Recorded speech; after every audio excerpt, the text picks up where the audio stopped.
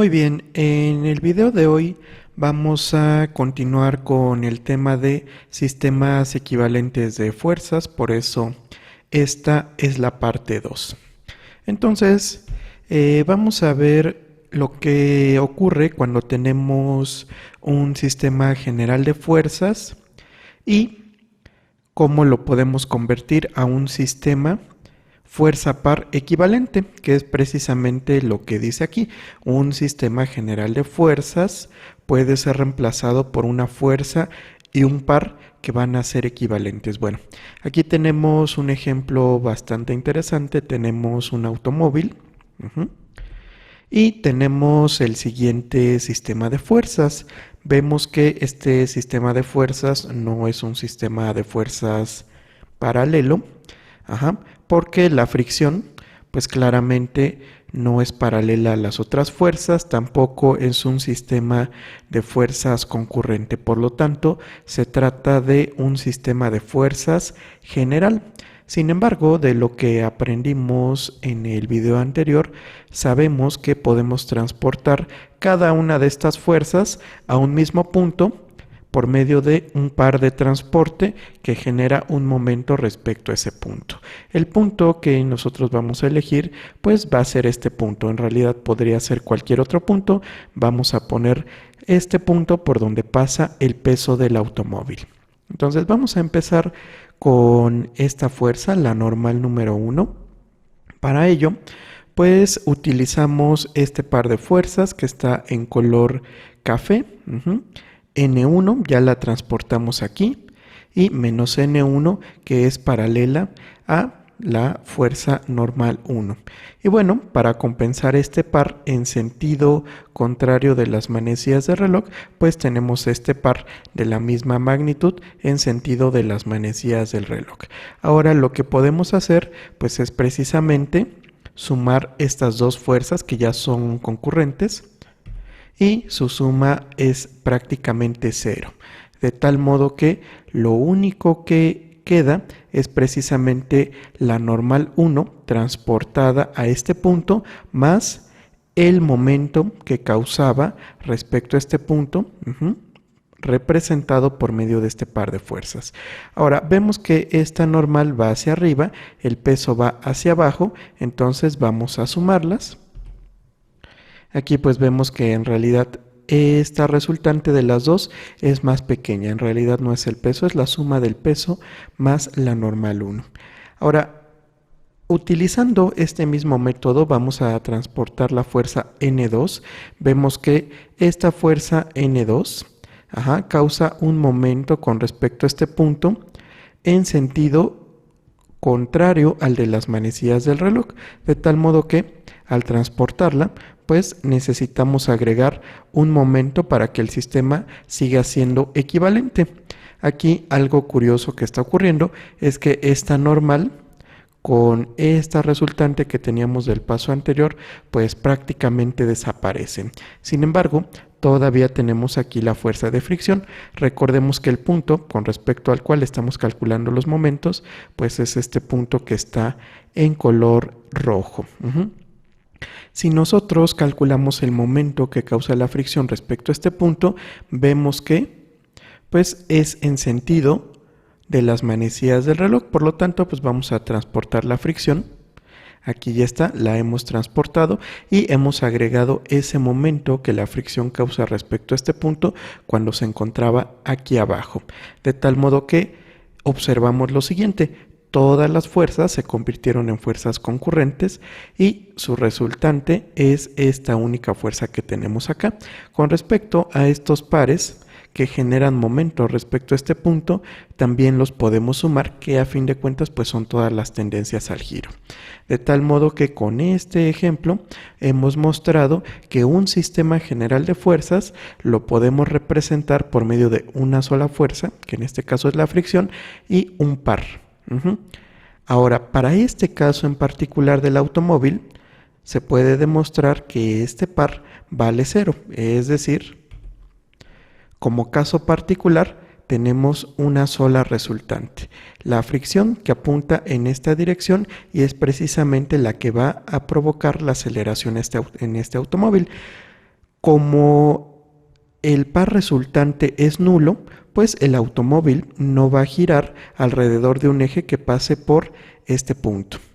Si van a girar las ruedas, se va a mover hacia la izquierda, pero el automóvil en sí mismo no va a girar porque el par resultante es nulo. Pero en general puede haber un par resultante.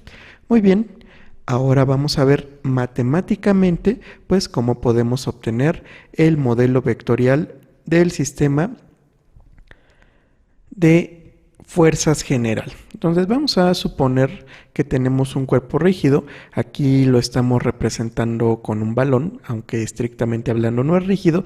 Si las fuerzas que están aplicando sobre él son pequeñas, pues se puede considerar como un cuerpo rígido, ¿no? Entonces vamos a suponer que tenemos este sistema de fuerzas.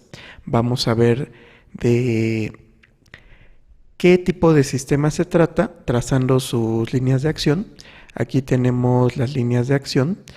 Vemos que no es un sistema de fuerzas concurrente porque si bien las líneas se cortan, no se cortan en un solo punto. Y por otro lado, no son líneas paralelas. Entonces, este, al igual que el anterior, es un sistema de fuerzas general. Vamos a definir un punto. Bueno, aquí nada más hay que notar que esta fuerza es horizontal. Vamos a definir el punto O. Vean, aquí estamos poniendo el punto O, que es a donde vamos a transportar cada una de estas fuerzas. Este punto realmente puede ser cualquiera. Aquí estamos eligiendo el punto O. Por principio de transmisibilidad, yo puedo transportar la fuerza F2 a lo largo de la línea horizontal y los efectos externos que va a causar son exactamente los mismos. Entonces, pues vamos a transportarla. Aquí no requerí añadir un momento porque estoy utilizando el principio de transmisibilidad. Otra forma en que puedo verlo pues es que el punto O está sobre la línea de acción de la fuerza y esta no produce momento respecto al punto. Ahora, ¿qué observamos? Pues que la fuerza F1 sí va a causar un momento con respecto al punto O, en este caso un momento en sentido de las manecillas del reloj, de tal modo que al transportarla necesito agregar precisamente ese momento en sentido de las manecillas del reloj. Ok, ya tengo aquí esta fuerza transportada. Vemos que la fuerza F3 sí genera un momento, una tendencia al giro con respecto al origen, pero esta es en sentido contrario al de las manecillas del reloj, de tal modo que si la transportamos para que el sistema sea equivalente, pues agregamos aquí este par cuyo momento es precisamente positivo o en sentido contrario al de las manecillas del reloj. Y ahora la pregunta que surge es la siguiente. Dado este sistema de fuerzas y pares, ¿cuál es su sistema equivalente más simple? Del ejemplo anterior y de lo que hemos aprendido hasta el momento es que, bueno, tengo aquí el cuerpo rígido, elegimos un punto, por el cual va a pasar el eje de giro, y veamos que en este punto, aquí arriba, tengo un sistema de fuerzas que ya es concurrente. Del análisis que vimos de fuerzas que actúan sobre la partícula, este sistema de fuerzas lo podemos reemplazar por una sola, a la que le llamamos resultante. De tal modo que aquí nuevamente aparece el resultado que habíamos visto para la partícula. ¿Cuál es ese resultado? Pues que la resultante es simplemente la suma de todas las fuerzas que están actuando sobre el cuerpo rígido. En este caso, aunque no sean fuerzas concurrentes, pues la fórmula se sigue cumpliendo porque las estamos transportando.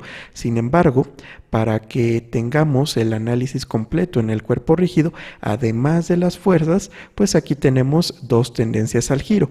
Una en sentido contrario al de las manecillas del reloj, que no es muy grande, y una que es en sentido contrario al de las manecillas del reloj, pero es un poco mayor, de tal modo que al sumar estas dos tendencias, al sumar estos dos pares, o los momentos que causan respecto a este punto, pues nos va a dar precisamente un momento resultante.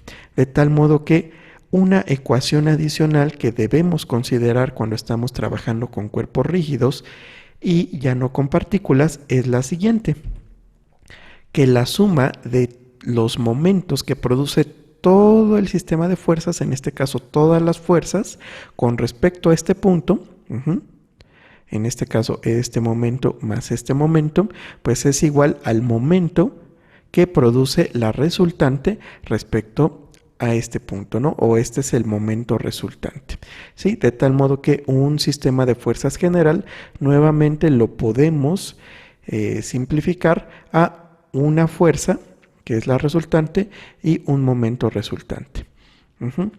Ahora, si la resultante y el momento resultante permanecen en el mismo plano, entonces nosotros podemos mover la fuerza a otro punto de tal modo que cause el mismo momento. Pero bueno, eso ya lo veremos con más calma en los ejemplos. Y bueno, en general, cuando nosotros tenemos una resultante, por ejemplo en este caso, el cuerpo rígido va a sufrir una aceleración en esta dirección, y si además tiene un momento resultante, va a empezar a girar y de hecho va a tener una aceleración angular en este sentido, en este caso sentido contrario al de las manecillas del reloj respecto a este punto. Muy bien, como caso particular, lo tenemos aquí en la siguiente diapositiva, es el equilibrio del cuerpo rígido. ¿Cuándo vamos a tener un cuerpo rígido en equilibrio? Pues dice así: un cuerpo rígido está en equilibrio si se cumplen las siguientes condiciones. La primera, que también se cumplía en la partícula, es que la suma de todas las fuerzas que actúan sobre el cuerpo rígido sea igual a cero. Estas pueden ser fuerzas concurrentes, fuerzas paralelas o fuerzas generales. Si las sumamos y nos da cero, entonces aquí tenemos la primera condición que se cumple. Sin embargo, la otra que se debe de cumplir y que está conectada con lo que acabamos de ver es precisamente esta de acá, que la suma de todos los momentos de todas las fuerzas con respecto a algún punto tiene que ser igual a cero. Y esta realmente es muy interesante porque aquí lo estamos calculando respecto al punto O, pero si esta suma de momentos con respecto al punto O es igual a cero, se puede demostrar que la suma de momentos respecto a cualquier otro punto también va a ser igual a cero. Entonces, para que un cuerpo rígido esté en equilibrio, ¿qué necesitamos? Que la suma de fuerzas sea igual a cero y que la suma de momentos de las fuerzas también sea igual a cero. Y con eso, pues ya tenemos aquí el equilibrio del cuerpo rígido descrito en dos ecuaciones. Muy bien, con eso terminamos el tema de sistemas equivalentes de fuerzas, y para el próximo video vamos a empezar a generalizar el concepto de momento de una fuerza, pero a 3 dimensiones. Por el momento sería todo y nos vemos hasta la próxima.